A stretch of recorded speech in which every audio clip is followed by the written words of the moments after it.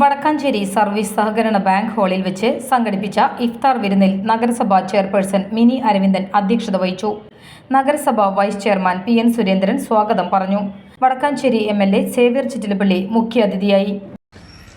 ഇത്തരത്തിലുള്ള ഇഫ്താർ വിരുന്ന്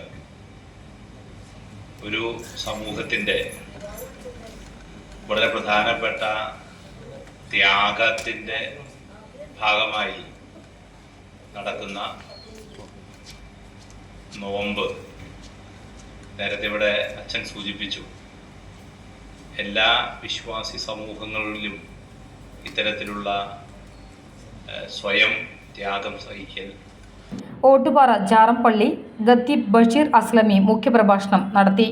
ജില്ലാ പഞ്ചായത്ത് പ്രസിഡന്റ് മേരി തോമസ്, നഗരസഭാ സ്റ്റാൻഡിംഗ് കമ്മിറ്റി അധ്യക്ഷന്മാരായ ഷീല മോഹൻ ഓയാർ, കെ.പി. മദനൻ, പി.ജി. സനീഷ്, ധന്യ നിതിൻ, സ്വപ്ന ശശി, കൗൺസിലർമാർ വടക്കാഞ്ചേരി പള്ളി വികാരി ഫാദർ വർഗീസ് തരകൻ, ഗുരുവായൂർ ദേവസ്വം മുൻ പ്രസിഡന്റ് വി.കെ. വിജയൻ, മാധ്യമപ്രവർത്തകനും ജില്ലാ ലൈബ്രറി കൗൺസിൽ പ്രസിഡന്റുമായ വി. മുരളി, വ്യാപാരി വ്യവസായി ഏകോപന സമിതി പ്രസിഡന്റ് അജിത് കുമാർ മല്ലയ്യ, വ്യാപാരി വ്യവസായി സമിതി president E K. Kumaran, press club president Ajeesh കർക്കിടകത്ത്, councillor Krishnanunni, M R. Somanarayanan, P N. Gokulan, P P. Salam എന്നിവർ ആശംസകൾ നേർന്നു.